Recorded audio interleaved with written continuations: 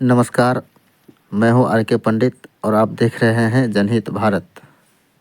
आज व्यवहार न्यायालय खगड़िया में जिला विधिक सेवा प्राधिकार खगड़िया के सचिव राकेश मणि तिवारी सर के द्वारा पैनल अधिवक्ताओं एवं पैरालीगल वॉलंटियरों को प्रशिक्षण दे रहे हैं।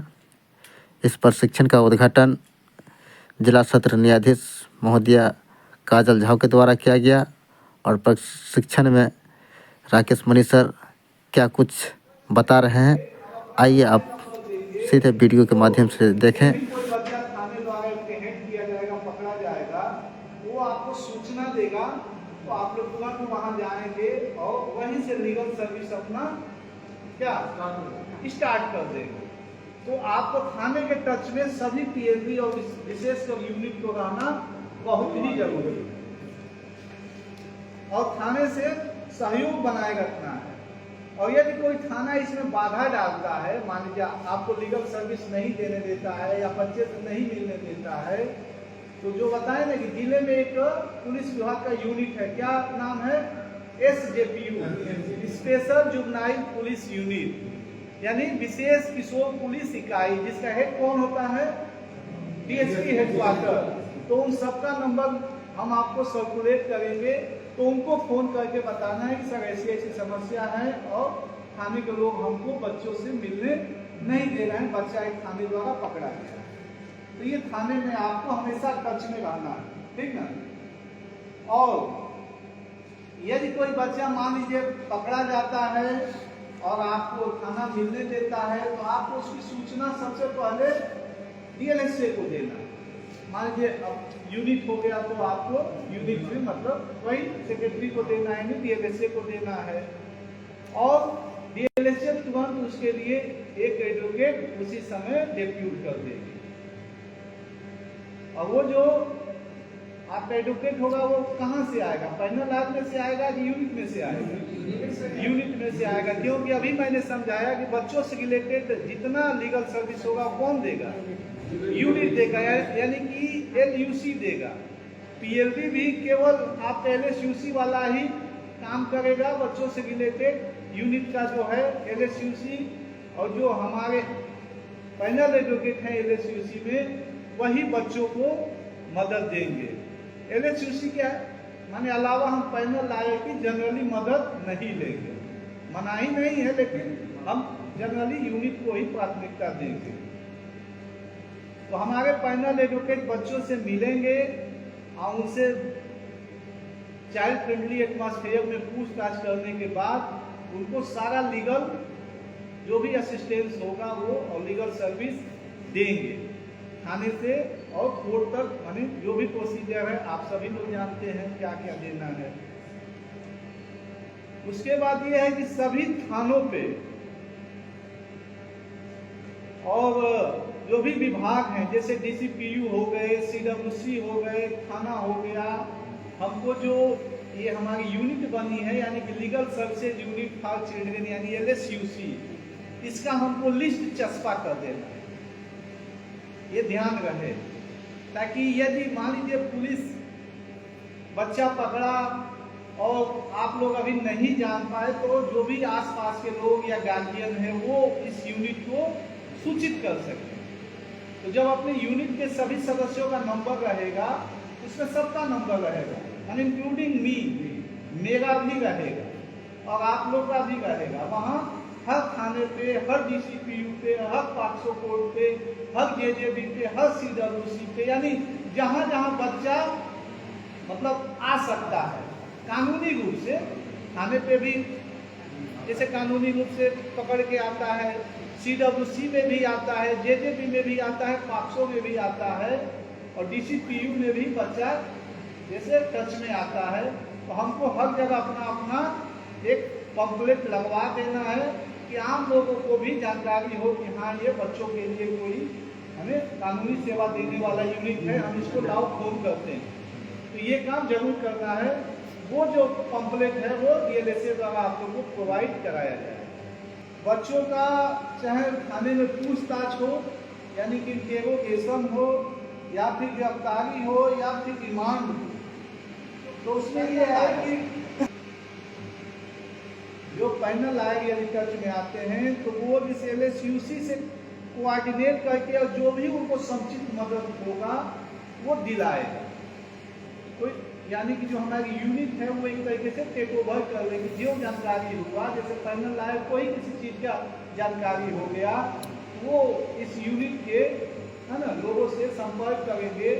जो इस यूनिट का पैनल लायक होगा वो उसको जो भी माने स्टेप वाइज मदद करना है वो उसको करेगा।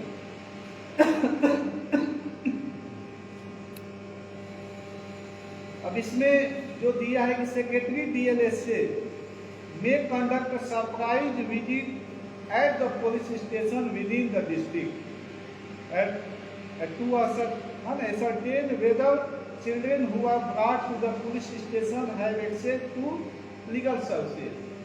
और इसमें एक पावर सेक्रेटरी को दे दिया है कि सेक्रेटरी हर थाने का जिले में सरप्राइज विजिट कर सकता है यह जानने के लिए कि बच्चे को थाने पे मतलब कानूनी मदद उसके पहुंच तक है कि नहीं है, मिलता है कि नहीं मिलता है, यह सुनिश्चित करने के लिए सरप्राइज विजिट कर सकता है, देख सकता है। दूसरा हो गया कि JJB में बच्चों को लीगल सर्विस देना है। तो JJB में जैसा कि आप सभी लोग जानते हैं कि लीगल एड क्लिनिक फंक्शनल है। तो वो जो लीगल एड क्लिनिक फंक्शनल है वो नालसा के रेगुलेशन के हिसाब से संचालित होती है। तो वो मैंने देखना है कि नहीं, तो अपने यहाँ तो ऑलरेडी फंक्शन करती है, वहाँ PLB भी है और हमारे एक पैनल लायर भी है। तो ये देखना है कि मतलब उसमें हमेशा डेपुटेशन बना रहे, नियुक्ति समय समय पे हमेशा हो, कभी खाली न रहे क्लिनिक। तो अपने यहाँ तो हमेशा वो टाइम टू टाइम होता रहता है, 15-15 दिन पे है डेपुटेशन, 15 दिन पे माने चेंज होता है रोटेशन। फिर ये देखना है DLSA को कि JJB में जो भी लीगल एड क्लिनिक है वो नालसा के रेगुलेशन के अनुसार फंक्शनल है कि नहीं।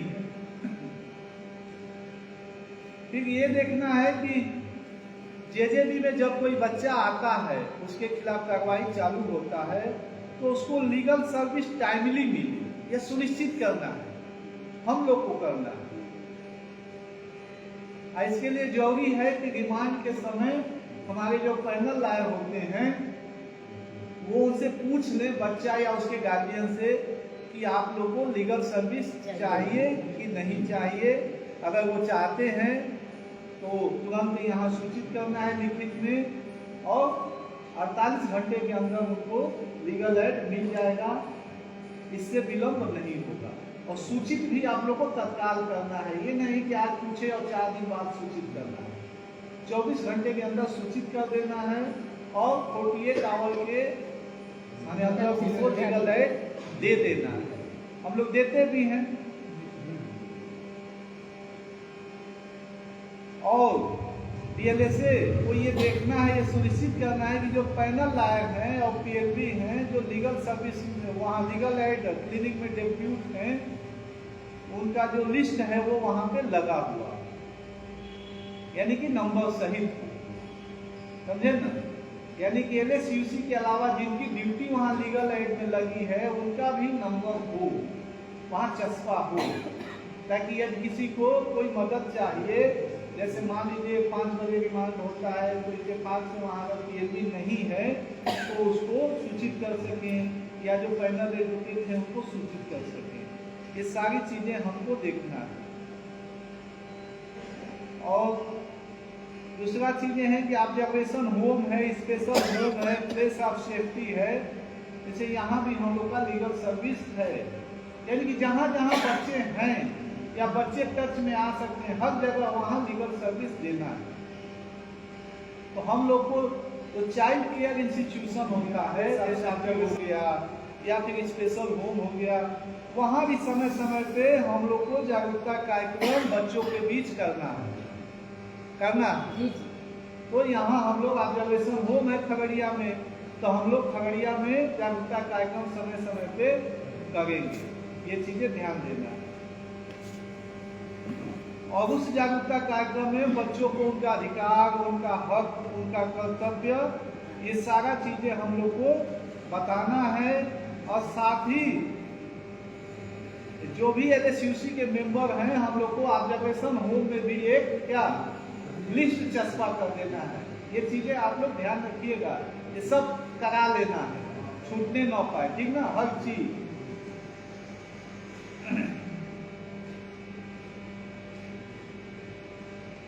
और वही है कि समय समय पे हम लोग को जो भी लीगल सर्विस कैंप है वो सारे CCI में आयोजित कराना है। CCI का मतलब बाल देखरेख संस्थान, वहां पे कराते रहना है।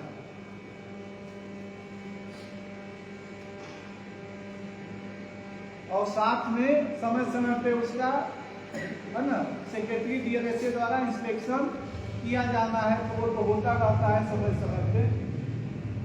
इसमें एक बात कहना चाहेंगे, अब हो गया चिल्ड्रेन कोर्ट।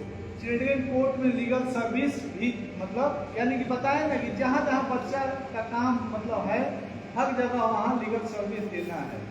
तो इसमें ये दे रहा है कि LSUC का जो भी मतलब डिटेल है ऑलरेडी आप लोग को बताया, वहाँ भी चस्पा करना है। चिल्ड्रेन कोर्ट हो गया, और जेल में भी दे रहा है कि जेल में भी वहाँ पे चस्पा करना है। जेल में आप सब लोग जानते हैं कि वहाँ एक PLAC होता है, प्रिजन लीगल एड क्लिनिक। उस लीगल एड क्लिनिक में आप लोग PLB नहीं होते हैं। जो जेल का दोषी होता है, सजा याफ्ता कैदी, सिद्ध दोष कैदी, वही माने उसमें PLB का काम करता है। लेकिन जेल विजिटिंग लायर्स हमारे यहाँ के होते हैं जी, अब वो समय समय पे जाते हैं। तो उसमें ये करना है कि उनके माध्यम से समय समय पे जैसे हम लोग को कैंप लगवाना है, और जो 18 साल से कम के बच्चे हैं उनकी पहचान करते रहना है। तो हम लोग जब भी इंस्पेक्शन में जाते हैं या जो हमारे PLAC के मेंबर हैं वो करते रहते हैं, और कोशिश यही रहती है कि जो बच्चा 18 साल से कम का यदि माने जाने अनजाने आ गया है तो उसका केस हम लोग ट्रांसफर JJB में करा दें। ये चीजें देखते रहना। साथ में कुछ सूचनाएं जो होती हैं वो DLSA द्वारा हम LSUC को दी जाएंगी, यदि वो मतलब लगता है कि संबंधित विभाग में उनको माने उसका आप लोग के माध्यम से आदान प्रदान कराना जरूरी है। या फिर यदि वो सूचनाएं आप लोग को कहीं से चाहिए और आप लोग मतलब मांगने से नहीं मिल रहा है, तो आप लोग आवेदन देंगे तो DLSA के द्वारा वो सूचनाएं आप लोग को मांग के प्रोवाइड कराई जाए, ठीक ना। अब वही जो मैं बता रहा था कि दूसरा कैटेगरी का जो बच्चा होता है, child in need of care and protection. अब उसको है कि कैसे लीगल सर्विस उसको और कहाँ देना है। तो CNCP जैसा कि आप लोग को बताया कि CNCP मतलब CWC से है ना यानी जुड़ा हुआ होता है। जो देख रेख और संरक्षण की आवश्यकता वाला बालक है उसका केस कहाँ चलता है, CWC में। तो सबसे पहले तो आप लोग जान ले कि CNCP यानी कि देख रेख और संरक्षण की आवश्यकता वाला बालक क्या होता है, किसको कहते हैं, है मालूम आप लोग को? नहीं मालूम। तो इसमें मतलब JJ में बहुत सारा कैटेगरी दिया गया है, उसमें से मेन मैं आपको बता रहा हूँ। जैसे कि कोई ऐसा बच्चा जो लवारिश, उसके घर वालों ने उसका परित्याग कर दिया है ना,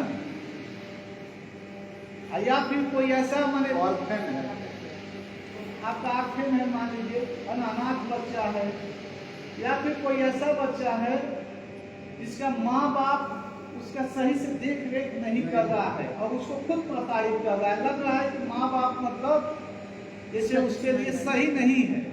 यदि अपने माँ बाप के साथ रहा तो इसके जीवन को खतरा हो सकता है। वो भी देख रेख और संरक्षण की आवश्यकता वाले बालक में आ गया, यानी कि केवल लवारिस या फिर परित्यक्त बच्चा ही नहीं है, अपने माँ बाप के साथ रहने वाला बच्चा भी CNCP हो सकता है यदि माँ बाप उसका केयर नहीं, मतलब उसके साथ बहुत बुरा बर्ताव कर रहा है और देखने से हम सबको लग रहा है कि ये माँ बाप तो इसके लिए जीवन के लिए खतरा है, ये ऐसे ही करते रहेंगे तो एक दिन बच्चा ये मर जाएगा या फिर इसकी माने डेवलपमेंट नहीं हो पाएगा किसी भी तरीके से, वो भी CNCP में आ सकता है। खोया हुआ बच्चा भी हो गया, वही परिवेश के बच्चा, लवारिस बच्चा, तो ये सब CNCP में आते हैं। या फिर अगर कोई बड़ा बच्चा भी है यानी कि 18 साल तक के बच्चे भी CNCP में आते हैं, यदि मतलब हमको लगता है यानी कि मतलब कानून को लगता है कि वो बच्चा उसका कोई केयर करने वाला समाज में नहीं है, यदि उसका सही से देख के कानून द्वारा नहीं किया गया तो वो अपराधी बन सकता है। अब एक चीज और आप लोग को बता दूं कि एक ही बच्चा जुवेनाइल भी हो सकता है यानी कि CICL भी हो सकता है, विधि विरुद्ध किशोर बालक, और वो CNCP भी हो सकता है। जैसे मान लीजिए एक बच्चा है, माँ बाप ने उसको एकदम छोड़ दिया है, माँ बाप कहीं और जगह रहता है, बच्चों को लवाली छोड़ दिया, माँ बाप पूछता ही नहीं है उसको। अब वो बच्चा जहाँ जो मतलब मिलता है छोटा मोटा चोरी करता है और खाता पीता है और कहीं सो जाता है, तो चोरी क्या हो गया, विधि विरुद्ध काम हो गया, तो वो बच्चा क्या हो गया, विधि विरुद्ध बालक हो गया, यानी पुलिस पकड़ेगी मान लीजिए तो उसको जेजेबी में केस चलेगा। लेकिन वही बच्चा साथ में क्या हुआ, CNCP भी हो गया। क्यों? क्योंकि माँ बाप ने उसको छोड़ दिया, उसका पूछताछ नहीं कर रहा, उसे कोई मतलब नहीं रख रहा है। माँ बाप ने नहीं छोड़ा होता तो शायद वो चोरी नहीं करता।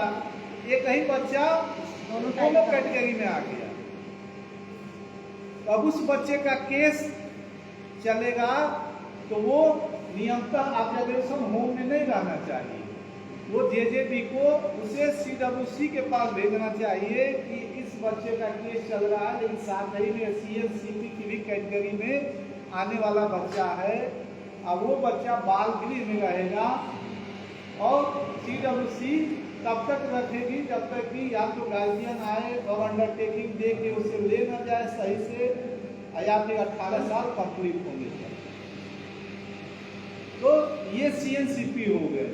तो वही तो CWC में हम लोग को लीगल सर्विस है ना CNCP के बारे में देना है, तो वहाँ पे CWC में भी इस यूनिट का जो भी डिटेल है वहाँ चस्पा कर देना है, और चस्पा करने के बाद हम लोग को आगे CWC ऑफिस के है ना बाहर एक पोस्टर लगाना है, और उस पोस्टर में बच्चों के अधिकारों से संबंधित जो उनको लीगल सर्विस हम लोग दे सकते हैं वो चीजें होना चाहिए, जो उनका राइट है ना लीगल सर्विस पाने का, वो हम लोग को चस्पा कर देना है। ये चस्पा इसलिए किया जाता है कि माने जानकारी हो लोगों को। देखिए बहुत सारी स्कीम है बच्चों से रिलेटेड या दूसरे आदमी से उनकी जानकारी नहीं है, इवन वकील साहब लोग को भी मतलब नई जानकारी होती है, जो कानून से जुड़ा है सारी जानकारी मतलब नहीं हो पाती है। कुछ जानकारियां हम लोग को भी कभी कभी दिमाग से वो मिस कर जाता है, तो ये सारी जानकारियां मतलब प्रचार प्रसार किया जाता है कि जो उससे जुड़ा हो उसको जानकारी हो सके। फिर जो CWC का चेयरपर्सन होता है उसे रिक्वेस्ट करना है सेक्रेटरी को कि जो भी PLB हैं है ना LSUC के, उनको माने जब भी बच्चे को लीगल एड की जरूरत हो या लीगल सर्विस की वो PLB से वो ले सके, उनको बुलाएं और बताएं। ये चेयरपर्सन की भी जिम्मेदारी है, ठीक ना।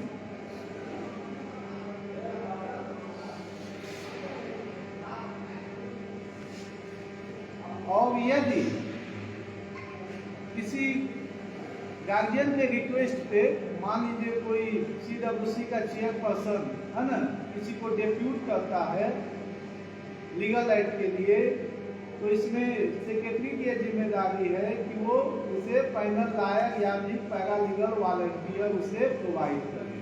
जैसे मान लीजिए वो CWC का चेयरपर्सन जो होता है वो या तो आप लोग के सामने मैंने आप लोग के माध्यम से या यहाँ लेटर भेजता है, कहता है कि फला केस में मतलब गार्जियन का रिक्वेस्ट आया है कि उसके बच्चे को लीगल एड चाहिए, तो DLSA द्वारा उसको लीगल एड चाहे PLB या फिर फाइनल लाइन जिसकी जरूरत होगी उसके माध्यम से दिया जाएगा।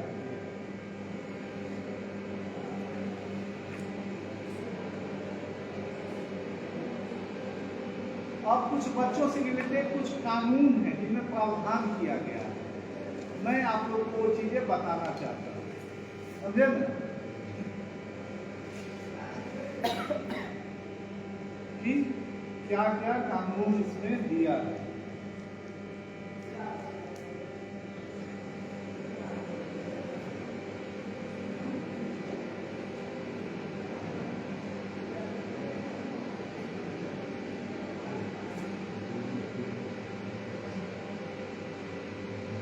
अच्छा, एक चीज और आप लोग को बताना चाहेंगे कि आप लोग को मैंने जब भी बच्चों से संबंधित कोई काम करेंगे तो कुछ सिद्धांत हैं प्रिंसिपल, ये सारे सिद्धांत जे एक्ट में भी दिए गए हैं, हम सभी को उन सिद्धांतों का ध्यान रखना है। बच्चों की मदद करने के लिए ये यूनिट बनी है, लेकिन कुछ सिद्धांतों के साथ काम करना है। जब भी काम करें उन सिद्धांतों को ध्यान रखना है। जैसे एक होता है कि principle of presumption of innocence, Hindi में बोलते हैं निर्दोषिता की उपधारणा का सिद्धांत, यानी कि हमको ये मान के चलना है कि हर बच्चा क्या है, निर्दोष है, यानी कि इनोसेंट है। जब तक कि कानून उसे दोषी न पाए, विधि विरुद्ध बालक घोषित न कर दे, ये मान के चलना है कि हर बच्चा निर्दोष होता है। क्यों? क्योंकि उसे पता नहीं होता है, क्योंकि वो मैच्योर नहीं होता। क्या काट कर उसको पता हमको ये नहीं मानना है कि वो दोषी है। जैसे पहले ही लोग मान लेते हैं कि ये तो बदमाश है, ये तो मैंने पक्का बदमाशी किया होगा। इसके कंफ्लिक्शन ये हम लोग को नहीं मानना है। जे एक्ट का सेक्शन 15 है, इसके कंफ्लिक्शन में तो बाकी एक है कि principle of dignity and worth, यानी हमको बच्चों की गरिमा भी बनाए रखनी है। हर व्यक्ति का एक गरिमा होता है, छोटा हो बड़ा हो कुछ भी हो, बच्चों की भी एक किसी भी गरिमा होती है। जैसे कि बच्चों को मान लीजिए आप किसी के सामने डांटते हैं, आस पड़ोस के लोगों के साथ, तो बच्चा आपके साथ कैसा बिहेव करता है आप लोगों ने फील किया होगा। और वही जब घर में डांटते हैं तब बच्चा कैसा बिहेव करता है, फील किया है आप लोगों ने। घर में डांटते हैं तो शायद आपकी बात चुपचाप सुन लेता है, बाहर डांटते हैं तो आंखें दिखाता है और घर आके सुनाता भी है, सुनाता है। तो उनको लगता है कि आपने बाहर में उनकी गरिमा का ख्याल नहीं रखा और सबके सामने डांटने लगे, यानी इंसल्ट किए। तो बच्चों की गरिमा का ख्याल रखना है हर स्टेज पे, थाना से लेके कोर्ट तक। ये मैंने आप लोग को भी ध्यान रखना है कि बच्चों की गरिमा का आप लोग भी ध्यान रखें और जो प्राधिकारी हैं वो भी ध्यान रखें। यदि वो कहीं गलत कुछ करते हैं तो उनको वहीं रोकना है कि नहीं आप ये गलत कर रहे हैं, बच्चे की भी गरिमा है, आप उससे सही तरीके से बात कीजिए, सही से पेश आइए, ठीक है। तीसरा है प्रिंसिपल ऑफ पार्टिसिपेशन, भागीदारी का सिद्धांत। ये सब चीजें में दिया हुआ है, तो इसमें भी दिया है कि क्योंकि बच्चा से रिलेटेड काम करने के लिए ये यूनिट बनी है, तो ये चीजें ध्यान रखना। भागीदारी का सिद्धांत का मतलब है कि जब भी कोई आपका इंटरोगेशन हो या फिर लीगल सर्विस देने का हो, तो बच्चों से बातचीत कीजिए और उनसे पूछिए और उनकी रुचि के अनुसार। यदि वो आपसे कंफर्ट नहीं है, मान लीजिए रितेश बातचीत कर रहे हैं, तो आप पूछ सकते हैं कि बेटा अगर मेरे सामने तुम बातचीत करने में कंफर्ट नहीं हो तो बोलो, हम किसी दूसरे है ना PLB को हम बुला लेते हैं या दूसरे वकील साहब को बुला लेते हैं। ये जो कहता है कि हाँ मुझे आपके साथ बात नहीं करना, हो सकता है किसी का व्यक्तित्व किसी बच्चे को पसंद आए, किसी को न आए, तो आप उससे बुरा न मानिए, उसकी इच्छा का सम्मान कीजिए और आप हमें दूसरे आदमी को बुला लीजिए। या फिर हो सकता है मैंने ये पूछना है कि तुम यहाँ कंफर्ट फील कर रहे हो, या फिर अगर यहाँ कंफर्ट न हो तो बोलो, हम लोग कहीं अन्य भी जगह तुमसे बातचीत कर सकते हैं। तो स्थान, व्यक्ति और समय भी ये तुम अभी न बताना चाहो तो ठीक है, हम लोग थोड़ी देर बाद तुमसे बात करेंगे। तो मतलब उसका पार्टिसिपेशन होना चाहिए, नहीं कि आँख बंद करके जोते जा रहे हैं, नहीं तुमको अभी बताना पड़ेगा और उसके बाद दूसरा क्यों आएगा, हम ही तुम्हारी मदद करेंगे, क्यों नहीं, हम ही नियुक्त हैं इसके लिए। तो ये नहीं करना है। पार्टिसिपेशन का मतलब यही है कि ये जो यूनिट जिस काम के लिए बना है उसमें बच्चे का पार्टिसिपेशन होना चाहिए। और अगर पुलिस भी पूछताछ करिए, केवल आप लोग के मामले में नहीं है, सबके मामले में। भाई देखिए, SHO तो नहीं बदल सकता है, नहीं बदल सकता, जज भी नहीं बदल सकता है, लेकिन प्लेस और टाइम तो बदल सकता है ना, प्लेस भी बदल सकता है, टाइम भी बदल सकता है। तो ये चीजें देखना है कि बच्चा भी मतलब उसमें पार्टिसिपेट करे, बीच बीच में उससे भी राय लेते रहना है कि हाँ अगर तुमको कुछ कहना हो तो बताओ, उसकी भी सुनना है, केवल अपना नहीं कहना है, थोपना नहीं है। और जब दोनों तरफ से संवाद होता है तभी जाके वो सार्थक होता है। यहाँ हम भी केवल आप जैसे अपना ही बस प्रशिक्षण देते रहे और आप लोग जब आए हम डांट नहीं तो ये सार्थक नहीं होगा। हाँ, ये कह सकते हैं कि अच्छा बाद में आप लोग अपनी बात कहिएगा, उसको कंफर्ट जोन में। हाँ वही एक है प्रिंसिपल ऑफ बेस्ट इंटरेस्ट जो आप लोग को बताए थे, इसे हिंदी में बोलते हैं सर्वोत्तम हित का सिद्धांत। अभी मैंने समझाया था कि बच्चों से रिलेटेड कोई भी काम करते समय देखना है कि बच्चों का सर्वोत्तम हित किसमें। जे ने सर्वोत्तम हित के मद्देनजर रखते हुए जे बोर्ड को पावर दिया गया है कि वो लीग से हट के भी कर सकता है, कानून के दायरे में कुछ भी कर सकता है। अगर किसी जमानती मामले में, जैसे वकील साहब लोग जानते हैं, जनरली जेजेबी में जानते हैं तो बोलते हैं कि हुजूर जमानती मामला आया, क्यों नहीं जमानत दे रहे? जैसे अभी आप बोल रहे थे क्यों नहीं रिलीज करना है, तो मान लीजिए कहेंगे जमानती मामला है, आप क्यों नहीं जमानत देगा, हम शिकायत करेंगे। तो जेजे कोर्ट को पावर है कि सर्वोत्तम हित को ध्यान में रखते हुए जमानती मामले में भी जमानत नहीं दे सकता। ये दुनिया के किसी कानून में नहीं है, लेकिन जेजे में ये बनाया गया है। क्यों?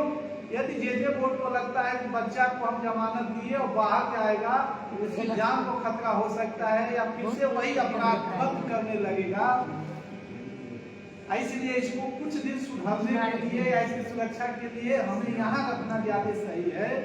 तो वो जमानती मामलों में भी जमानत नहीं देगा और आपको लगेगा कि जेजे बोर्ड को सारा सर्वे को नहीं साफ। तो सर्वोत्तम हित उसको बोलते हैं कि बच्चे के हित में जो सही हो वही हमें करना है, ये ध्यान देना है। सर्वोत्तम हित के साथ कॉम्प्रोमाइज नहीं करना है।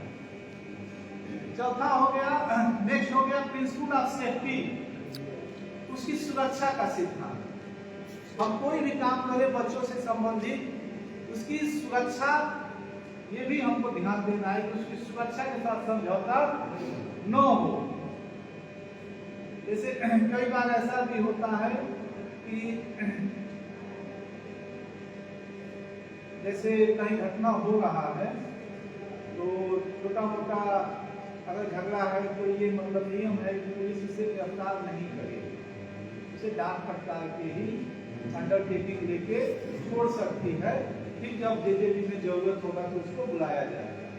लेकिन जब लगता है कि यदि हम तुरंत इसे हम डिटेन करके और मतलब प्रॉपर जगह नहीं ले गए, यानी विशेष किशोर पुलिस इकाई के समझ या जेजेबी के समझ प्रोड्यूस नहीं किए तो इसकी जान को खतरा हो सकता है। भीड़ इसे वहीं मौका वारदात से क्या मार सकती है। तो पुलिस वहां उसे उसकी सुरक्षा को ध्यान में रखते हुए डिटेन करके मतलब जेजेबी के समझ प्रोड्यूस भी कर सकती है। भले ही कानून ये है कि ऐसे मामलों में बच्चे को नहीं पकड़ना है, लिंचिंग में तो ये चीजें मतलब देखना है, उसकी सुरक्षा समझौता नहीं करना है। और ये भी देखना है कि यदि हम कोई कार्रवाई कर रहे हैं और सोशल मीडिया पे हम इसका चेहरा चाहे वो नाम दे देंगे तो इसको खतरा होगा, इसकी सुरक्षा के साथ समझौता हो सकता है, दिक्कत हो सकती है, तो हमको वो काम नहीं करना है। बच्चे का कहीं भी इस तरह के मामलों में फोटो या नाम नहीं देना। नेक्स्ट है कि principle of non stigma semantics, यानी कि जो आपको बताए कि मतलब उसके पीठ पे मैंने धब्बा नहीं लगने देना है। ये हो गया कि हर बच्चा भले वो कानून की नजर में दोषी पाया जाता है 18 साल से पहले, हीनियस ऑफेंस को छोड़ के।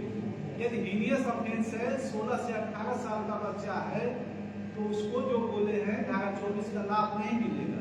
बाकी सभी बच्चे भले कानून द्वारा उनको दोषी पाया गया हो, उनपे कोई कलंक या धब्बा नहीं लगता है, वो नौकरी भी पा सकते हैं, वो शिक्षा भी ले सकते हैं, इवेंट जज भी बन सकते हैं। यदि कोई बच्चा 18 साल से पहले मान लीजिए मारपीट के मामले में या चोरी के मामले में ऑब्जर्वेशन होम गया है, यदि जे भी उसे दोषी पाती है, ठीक है, 6 महीना की मान लीजिए चाहे प्रोबेशन पे छोड़ती है, ऑब्जर्वेशन होम में रखती है, अब वो चाहे तो उसके बाद जेल से छोड़ने के बाद तैयारी करके कुछ भी बन सकता है, जज बन सकता है, वकील बन सकता है, कुछ भी, और उसका सजा रास्ते में बाधा नहीं डाले। ये चीजें ध्यान देना। एक है नेक्स्ट है कि principle of non waiver of rights, जैसे कि एक है ना कि यदि आपका कोई अधिकार है आप चाहे तो उसे छोड़ सकते नहीं समझे। यदि कानून द्वारा आपको कोई अधिकार दिया गया है तो आप चाहे तो उस अधिकार का त्याग भी कर सकते है ना। जैसे वोट देने का आप चाहे तो वोट नहीं भी दे सकते हैं, कोई बात तो नहीं है। हाँ, तो वैसे ही मान लीजिए है कि कोई भी लीगल राइट है, जैसे राशन कार्ड सबको है जो भारत का नागरिक होगा, जो बीपीएल की कैटेगरी में आएगा उसका राशन कार्ड बनेगा। आप राशन कार्ड नहीं भी बनवा सकते हैं, कोई मैंडेटरी नहीं है, ठीक ना। लेकिन बच्चा के मामले में ऐसा नहीं है। बच्चे का जो राइट है उसको नहीं त्यागा जा सकता। क्यों? क्योंकि बच्चा मैच्योर नहीं है। ये चीजें हम लोग को ध्यान देना है कि बच्चा मैच्योर नहीं है। हम इसका एक छोटा एग्जाम्पल दे रहे हैं, तो लोग ध्यान से एक एग्जाम्पल दे रहे हैं। जैसे है हम लोग बड़े हैं तो अपनी सहमति से कहीं भी आ सकते हैं और जा सकते हैं। हम लोग का क्या है, आने जाने की स्वतंत्रता है ना। संविधान में किस अनुच्छेद में दिया गया है आने जाने की स्वतंत्रता? अनुच्छेद 19, ठीक ना। अनुच्छेद 19 में 6 प्रकार की स्वतंत्रता है ना, 19(1) में। उसमें से एक ये भी है कि हम लोग को जैसे अपनी इच्छा से कहीं भी आने जाने की आजादी, इसको जो वयस्क है, लेकिन 18 साल से कम यानी जो माइनर है यानी कि अवयस्क है उसको ये आजादी नहीं है। यदि वो अपनी सहमति से भी किसी के साथ जाता है, चाहे लड़का हो या लड़की,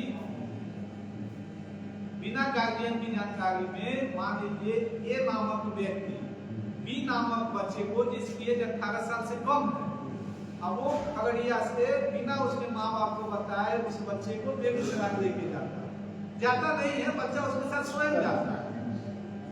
मान लीजिए वो बेगूसराय में मार्केटिंग करने जा रहा है अपने फोर व्हीलर से, कि हम वहां जाएंगे और सिनेमा हॉल से हम मूवी देखेंगे और हम फिर शाम को आ जाएंगे। 14 साल का बच्चा उसका पड़ोसी, जब वो सुनता है या देखता है कि जा रहा है, पूछा कहाँ जा रहे हो, वो बता दिया कि हम यहाँ इस काम से जा रहे हैं। वो कहता है चलो आता नहीं है, चुपचाप गाड़ी बैठा और निकल। ले जाने वाला जबरदस्ती तो नहीं ना ले गया, वो अपने मन से नहीं ना ले गया, बच्चा अपने मन से गया यानी अपनी सहमति से गया। लेकिन कानून उसको क्या माने कि कानून की नजर में क्या है, वो आपका अपराध है। कौन सा अपराध है? किडनैपिंग बोलते हैं, किडनैपिंग उसी को बोलते हैं। ये किडनैपिंग होता नहीं, हाँ उसको एब्डक्शन बोलते हैं। किडनैपिंग बड़ों वालों का होता है, उसको एब्डक्शन बोलते हैं। लेकिन जनरली लोग किडनैपिंग हर चीज के लिए बोलते हैं, व्यापार। तो उसको जैसे इंग्लिश में एब्डक्शन बोलते हैं, हिंदी में व्यापारण बोलते हैं। जानकारी के अभाव में सबको हम लोग जैसे अपहरण बोलते हैं, कोई व्यापारण शब्द यूज नहीं करता और ना ही एब्डक्शन करता है। लेकिन वो कानून की नजर में क्या हो गया, वो अपराध हो गया। अगर उस बच्चे का माता पिता चाहे तो आपके खिलाफ थाने में व्यापारण का केस दर्ज करा देता है। और यही होता है 18 साल से कम उम्र की लड़कियों के मामलों में। जब कोई एक लड़का और एक लड़की 18 साल से कम उम्र की लड़की से शादी करते हैं या शादी होती है, तो उनका माँ बाप केस दर्ज करा देता है। भले लड़की अपने मन से दिल्ली गई या खगड़िया में ही अपने मन से मान लीजिए कि और जाके पटना चुपचाप शादी करके आ गई और उसके साथ तो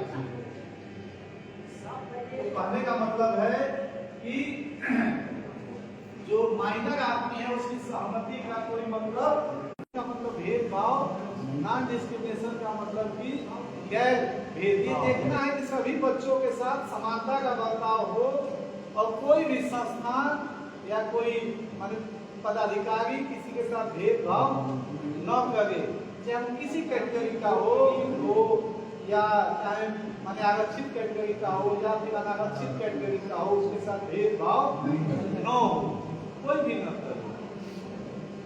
नेक्स्ट है कि principle of right to privacy and confidentiality, यानी कि उसकी निजता और विश्वसनीयता, यानी गोपनीयता और विश्वसनीयता का सिद्धांत है। जैसे कि अभी मैंने कहा था कि बच्चे से रिलेटेड कहीं कोई अपराध हो या कहीं कुछ हो तो उसकी प्राइवेसी बनाए रखनी है, उसको सोशल मीडिया पे उसका फोटो लगा के और अपना नहीं करना है, उसकी गोपनीयता और विश्वसनीयता दोनों बनाए रखनी है। यदि आपसे वो कोई बात बताता है कि हाँ मैंने यही पर उसके घर में घुस के चोरी किया था और पुलिस हमको पकड़ ली है, लेकिन पुलिस से हम नहीं बता रहे हैं, आपसे हम खुल के बता रहे हैं, हमने केवल 500 रुपया चुराया। तो ये बात घूम के गांव में नहीं फैलाना है, ये बात अपने तक ही रखना है। पदाधिकारी को भले आप मान लीजिए बातचीत होता है तो उसने उस चीज को कानूनी रूप से भले आ जाए, लेकिन उसको दूसरे जगह नहीं कहीं बताना है, उसकी गोपनीयता बनाए रखना है। जैसे कि वकील साहबों पर मान लीजिए करते हैं, वकील साहबों से तो आके क्लाइंट सारी बात बता ही देता है। क्या वकील साहब पूछने पे जज साहब से कहते हैं कि नहीं हुजूर मेरा क्लाइंट हाँ मैंने ऐसे ऐसे किया है, कहते हैं नहीं हुजूर बिल्कुल एकदम गलत है, ये तो था ही नहीं। जो कि सारी बात तो इन लोग को जनरली बताता है नहीं, बताता है सही बात डॉक्टर और वकील से नहीं आदमी बताएगा तो उसका नुकसान होता है। ये ध्यान देना है कि प्राइवेसी और विश्वसनीयता उसकी बनाए रखती है। नेक्स्ट है कि प्रिंसिपल ऑफ नेचुरल जस्टिस, ये ध्यान तुम्हारा कहीं और में होगा। ये प्राकृतिक न्याय का सिद्धांत है। प्राकृतिक न्याय का सिद्धांत आप लोग कुछ जानते होंगे, कुछ नहीं भी जानते होंगे। प्राकृतिक न्याय का मतलब होता है, इसका एक बहुत माना लैटिन वर्ड है आर्डी अन अल्ट्रम पार्टम, यानी कि दूसरे की भी सुनो। इसका हिंदी होता है आर्डी अल्ट्रम पार्टम, लैटिन वर्ड है कि दूसरे पक्ष की भी सुनो, ठीक ना, दूसरे पक्ष की भी सुनिए, दूसरे पक्ष को भी सुनवाई का मौका दीजिए। जैसे मान लीजिए इंक्वायरी हो रहा है, जैसे कोर्ट देता है ना, डिफेंस को भी सुनने का मौका देता है, लेकिन और प्रोसिक्यूशन को सुन के दोनों पक्ष की बात सुनेंगे तब तो हम मानेंगे। तो वो ये देखना है कि बच्चे को नेचुरल जस्टिस का जो सिद्धांत है वो यानी बच्चे को भी सुने, जहाँ भी CWC हो, थाना हो, कोर्ट हो, जहाँ भी हो, तो बच्चे को सुनवाई का मौका जरूर मिलना चाहिए। यही होता है हियर द अदर साइड बोलते हैं, दूसरे पक्ष की सुनो। ये चीजें हम लोग को ध्यान दें।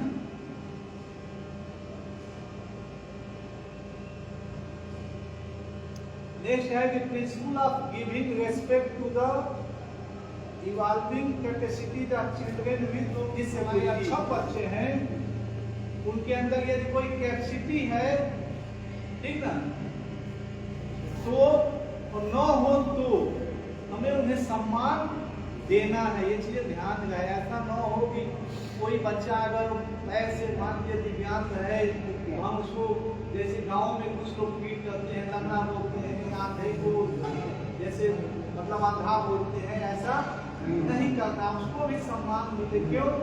सम्मान से जीने का हक सबको है।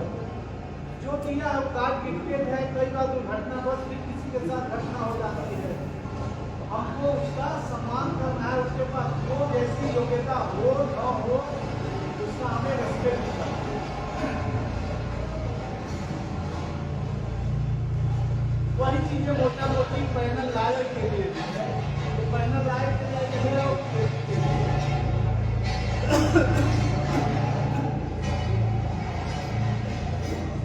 अब आप लोग थोड़ी देर वो कर लें, चाय पानी पी लें, लंच कर लें। क्यों?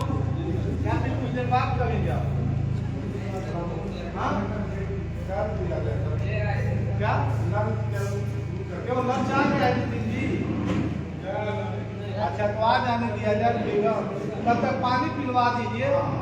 सुनिए, वो डिस्पोजल का ग्लास अगर हो तो दो, अगर हो तो देते आप।